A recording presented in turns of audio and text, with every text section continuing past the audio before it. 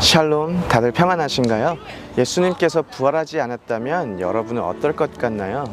예수님께서 부활하지 않았다면 오늘날 교회들이 있을 이유도 없고 저는 완전히 사기꾼이 되는데요. 다행히도 예수님께서는 부활하셨습니다. 오늘은 제가 예수님 부활의 증거에 대한 이야기를 나눠보려고 합니다. 그럼 시작할까요?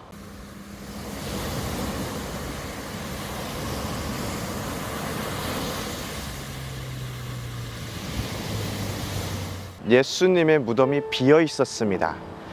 돌이 무덤에 굴려 옮겨졌던 것이죠. 누가복음 24장 3절 12절을 보면 여인들이 우선 빈 무덤을 확인했고 그리고 베드로가 가서 세마포만 입고 무덤이 비어 있는 것을 확인했습니다. 로마 시대에 로마 군사들이 예수님의 무덤을 지키고 있었는데요. 로마 군사들은 경계에 실패를 하면 사형을 당했습니다.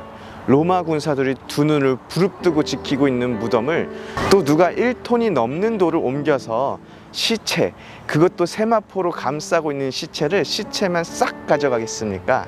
또 두 번째는 부활의 증인들이 있었습니다.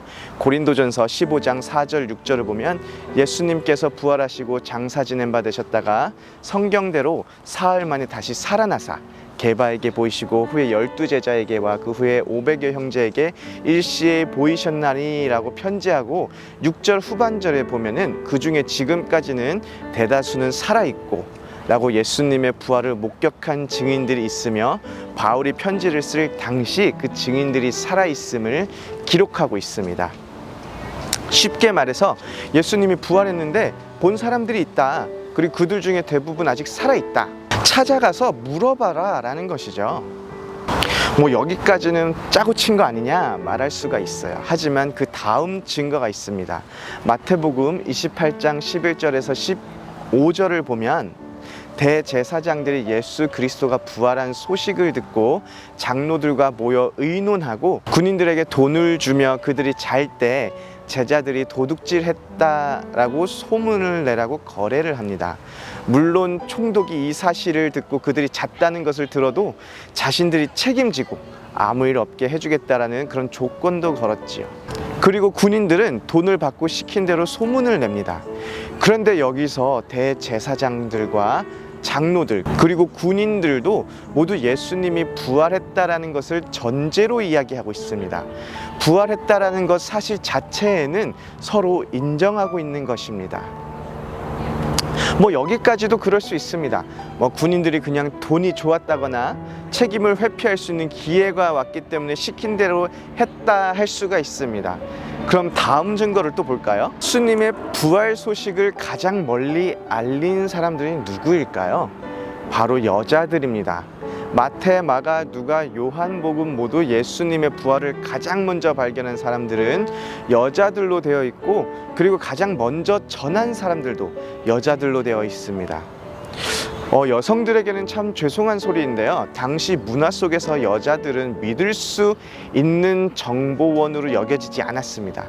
여성들이 전하는 소식이 믿을 만한 소식으로 여겨지는 문화가 아니었던 거죠.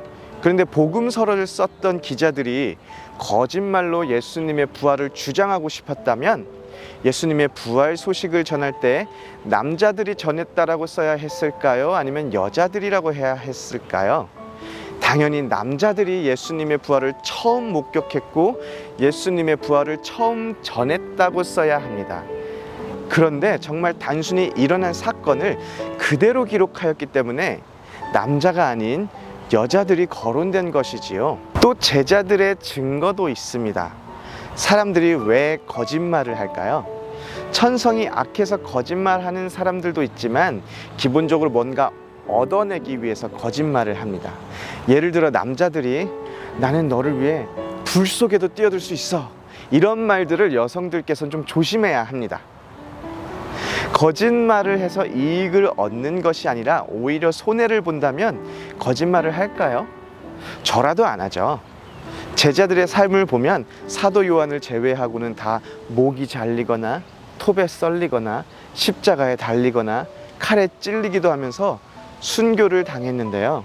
만약 예수님의 부활이 거짓이었다면 칼이 들어오는 순간 죄송합니다, 거짓말이었습니다 라고 하면 되는 것인데 자기 목숨을 포기한 것이지요.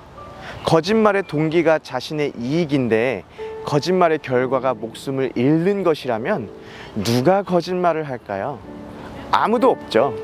제자들이 목숨을 포기할 수 있었던 것은 예수 그리스도의 부활이 사실이기 때문입니다. 이렇게 예수 그리스도 부활의 증거를 살펴보았는데요.